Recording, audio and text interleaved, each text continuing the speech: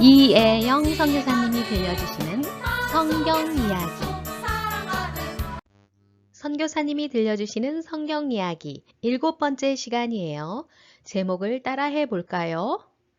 7. 여호와를 만난 모세. 시작. 7. 여호와를 만난 모세. 아주 잘했어요.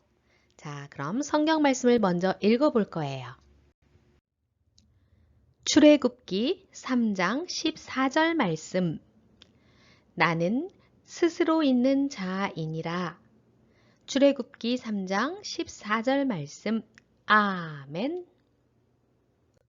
오늘은 우리 친구들에게 출애굽기 이야기를 들려줄 거예요. 같이 들어볼까요? 지난 6과에서 야곱의 식구 70명이 이집트로 이민 가면서 첫 번째 목록인 창세기가 끝났었지요. 어디로 이민 갔었다고요? 네, 이집트. 창세기 다음 성경의 두 번째 목록이 출애굽기예요. 그럼 출애굽기 시작은 어디일까요? 맞아요, 이집트. 이집트는 옛날부터 애굽이라고 불렀어요.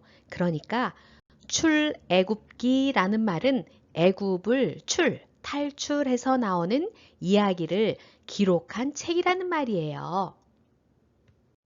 창세기 끝나고 출애굽기에 오니까 벌써 430년이 지났네요.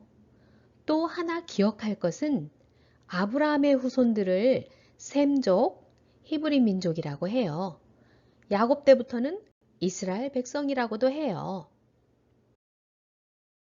자, 그런데 이집트에 요셉을 모르는 왕들이 생겨났고 아브라함의 후손들은 또다시 노예가 되어 있네요. 건축하는 곳에서 강제로 벽돌을 나르고 건물을 짓고 그러고 있었어요. 430년이 지나는 동안 70명의 식구는 250만 명으로 불어났어요. 와우! 한 나라를 이룰 만큼 국민이 만들어졌네요. 그래서 이집트 왕은 이런 노예들의 숫자가 더 많아지면 나라를 빼앗길 수도 있겠어. 어떻게 한담? 하고 고민하다가 아주 무서운 생각을 했어요.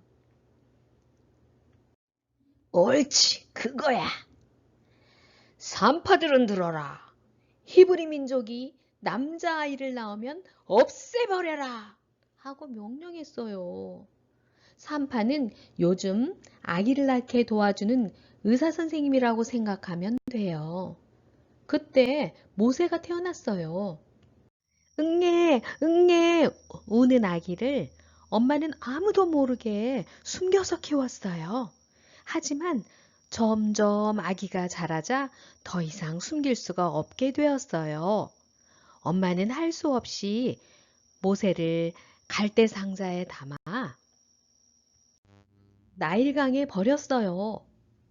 둥둥 떠내려가는 모세를 누나가 지켜보았어요.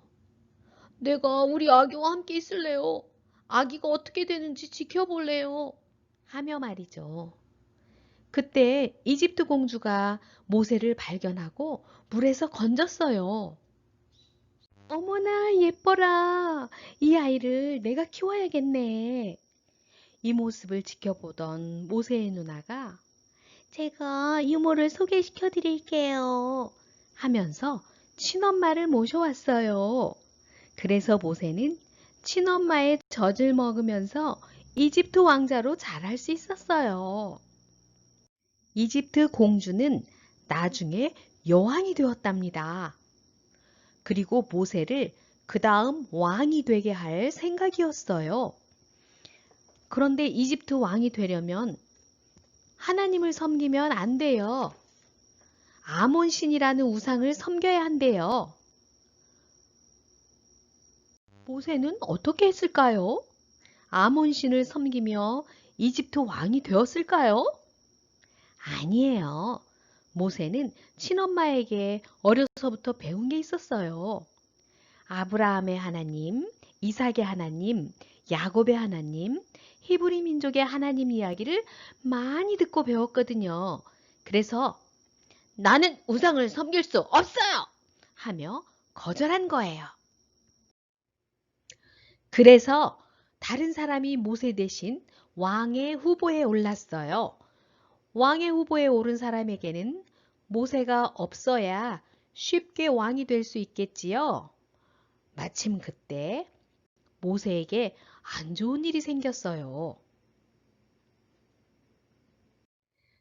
자기 민족을 괴롭히는 이집트 사람을 보고 모세가 화가 났어요. 그래서 그 사람을 때렸는데 죽게 됐어요.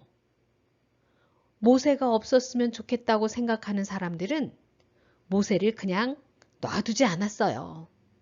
그래서 모세는 광야로 도망갔어요. 도망간 모세는 시내 광야에서 40년간이나 양을 치며 살아요.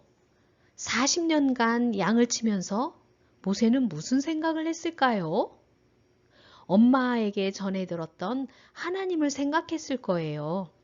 아브라함의 하나님, 이삭의 하나님, 야곱의 하나님, 히브리 민족의 하나님이라는데 나도 만나고 싶다 그랬을 거예요.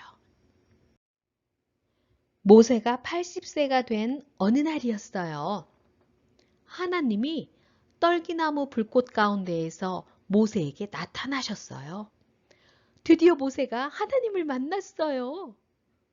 하나님이 모세에게 모세야, 이집트로 돌아가서 내 백성들을 데리고 나와라 하시는 거예요. 모세는 얼마나 놀랐을까요? 이집트 왕이 자기를 죽일까봐 40년 동안 광야에서 양을 치며 살았는데 하나님은 그 무서운 나라로 다시 가라고 하신 거예요.